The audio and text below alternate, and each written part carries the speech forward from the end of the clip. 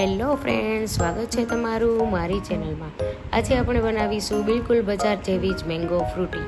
જો તમને મારી રેસીપી ગમે તો મારી ચેનલને લાઇક શેર સબસ્ક્રાઈબ કરવાનું ના ભૂલતા. તો ચાલો જોઈ લઈએ રેસીપી. તો મેં અહીંયા એક પાકી કેરી લઈ લીધી છે અને એક નાની કાચી કેરી લીધી છે. હવે આ કેરીમાંથી આપણે છાલ ઉતારી લેવાની છે.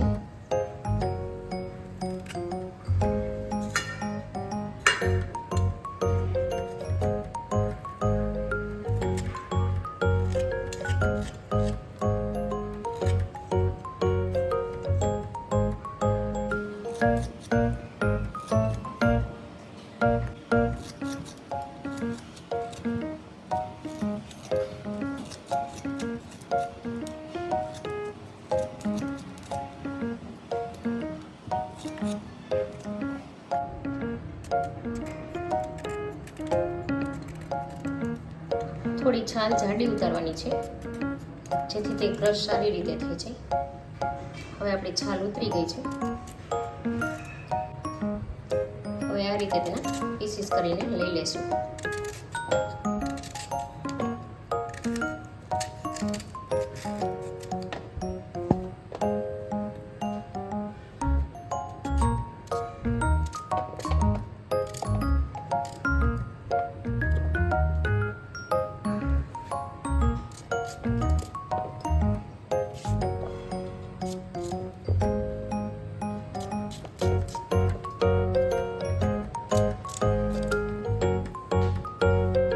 આ જ રીતે આપણે આ કેરીની પણ છાલ ઉતારી તેના પીસ કરી લઈશું. હવે આ કેરીને આપણે ચીરા પાડી કાપા પાડી લઈશું.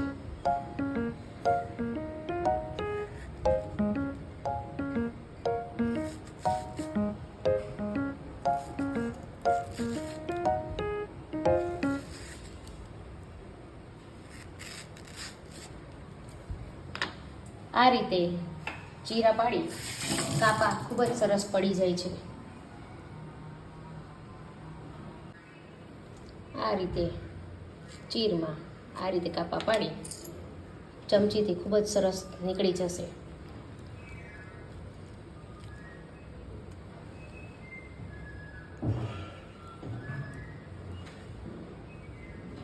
આ જ રીતે તમે એમનેમ ચમચીની મદદથી પણ આ રીતે ટુકડા કરી શકો છો.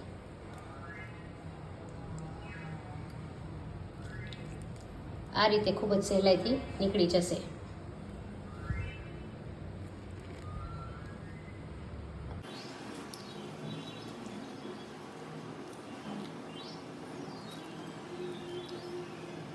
આ રીતે આપણે બધી કેરીને ટુકડા થઈ ગયા છે. મોટા પીસ લાગતા હોય તો તમે નાના કરી શકો.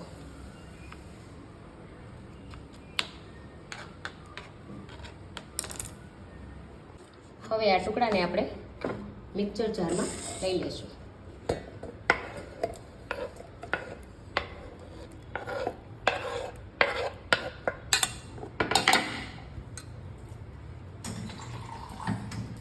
એમાં થોડું માઇનર પાણી ઉમેરીશું. બંધ કરી સારી રીતે પીસી લઈશું.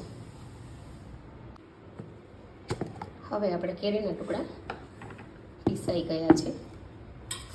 આ રીતે તેનો પલ્પ બની ગયો છે. તો હવે આ પલ્પને આપણે એક બાઉલમાં કાઢી લેવાનો છે.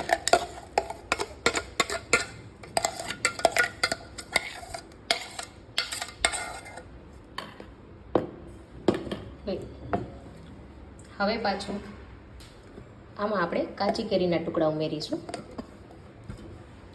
તેમાં પણ આપણે થોડું પાણી ઉમેરીશું જેથી એક સરસ રસ બની જાય. એને પણ આપણે મિક્સર કરી લઈશું. હવે આપણું કાચી કેરીનું પણ મિક્સ થઈ ગયું છે. એને પણ આપણે આ જ રસમાં ઉમેરી દેવાનું છે.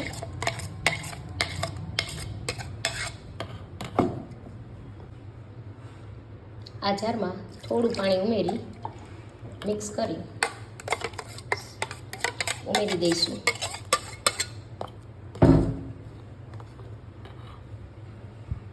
હવે આ રસને આપણે બીજા કોઈ વાસણમાં આ રીતના જારામાં ગાળી લેવાનો છે.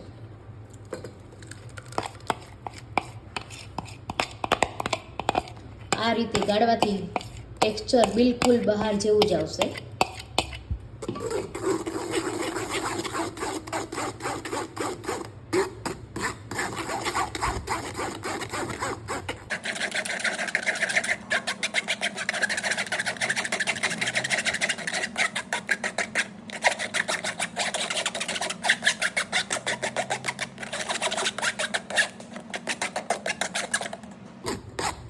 હવે તમે જોઈ શકો છો કે રસમાં મોટા મોટા ટુકડા કોઈ હતા એ બચી ગયા છે. આ રીતે આપણે ગાળી લેવાનું છે.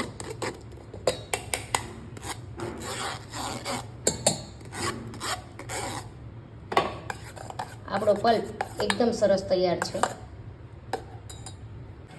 હવે ગેસની ફ્લેમ ચાલુ કરી એક બાઉલ મેં મૂકી દીધું છે. તેમાં આપણે આ કેરીનો પલ્પ ઉમેરી દઈશું.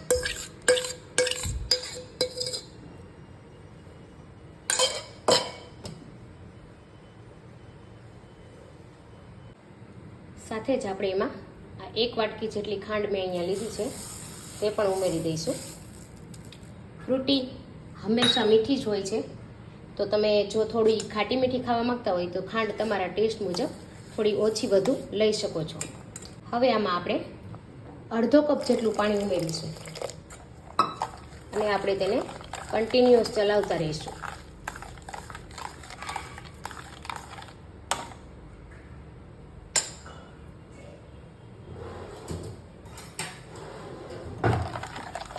મીડિયમ તાપે આપણે તેને ચલાવવાનું છે.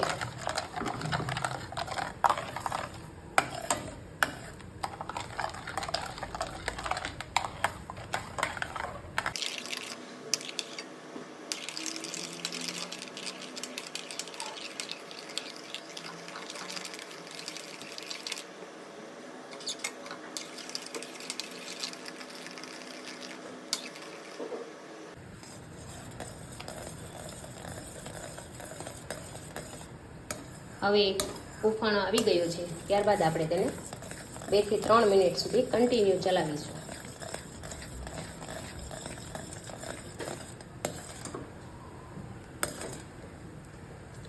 ધીમે ધીમે તેનું બધું જ પાણી બળી જશે અને કલર એનો ટ્રાન્સપરન્ટ થઈ જશે.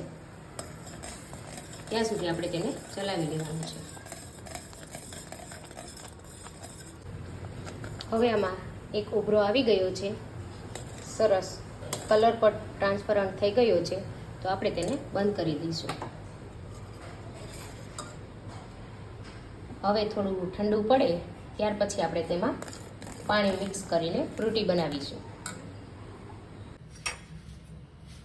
તમે જોઈ શકો છો કે મિશ્રણ ઠંડુ થઈ ગયા પછી કેટલું ઘટ્ટ થઈ ગયું છે, સરસ.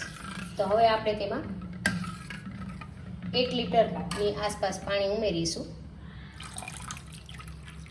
ઠંડુ પાણી ઉમેરવું જેથી ફ્રૂટી ખૂબ જ સરસ લાગશે. સારી રીતે મિક્સ કરી લેવાનું છે.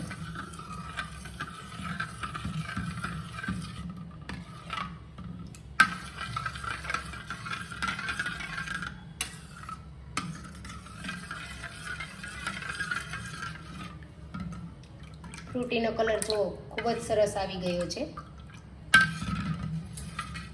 હજી તમે પાણી એડ કરવું હોય તો કરી શકો.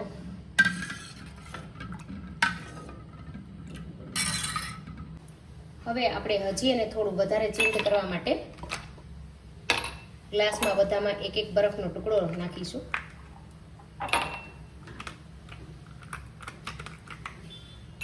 અને ત્યારબાદ આપણે ગ્લાસ બધા ભરી લઈશું આમાંથી.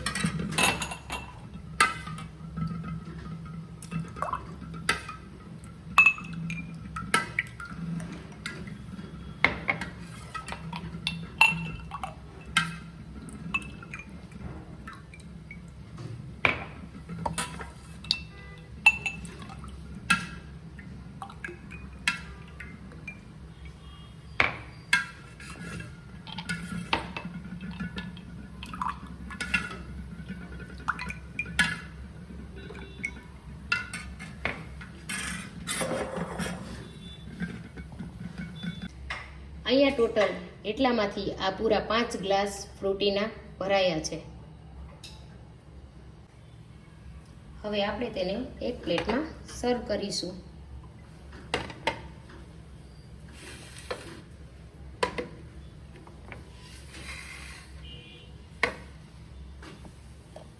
તો તૈયાર છે આપણી સરસ મજાની મેંગો ફ્રૂટી. તો તમે પણ જરૂરથી આ રેસીપી ટ્રાય કરજો. ખૂબ જ સરસ, બહાર જેવી એકદમ ટેસ્ટી બની છે.